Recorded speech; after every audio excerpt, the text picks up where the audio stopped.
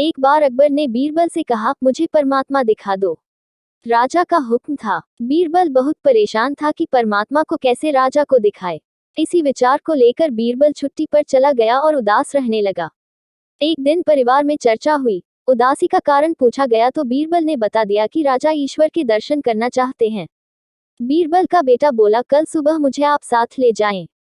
मैं अपने आप राजा को दर्शन करा दूंगा।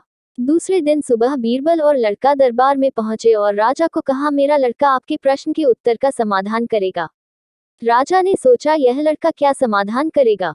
लड़का बोला, इस वक्त मैं आपका गुरु हूँ, मुझे उचित स्थान दिया जाए।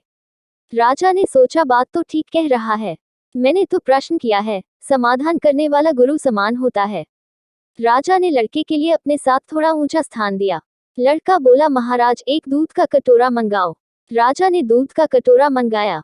लड़का बोला, महाराज इस दूध में घी है। राजा बोला, हाँ है।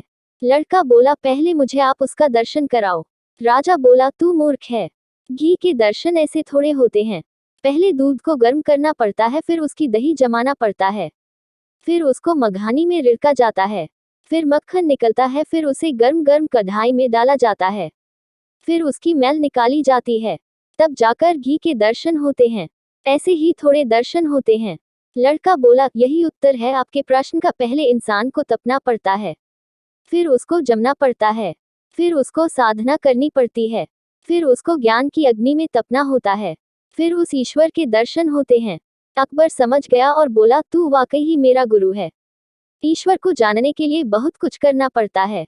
वैसे हर आत्मा में ईश्वर का अंश है और उसी को ईश्वर का रूप समझना चाहिए, तभी सुख की प्राप्ति होती है। यह भी संसार का एक नियम है।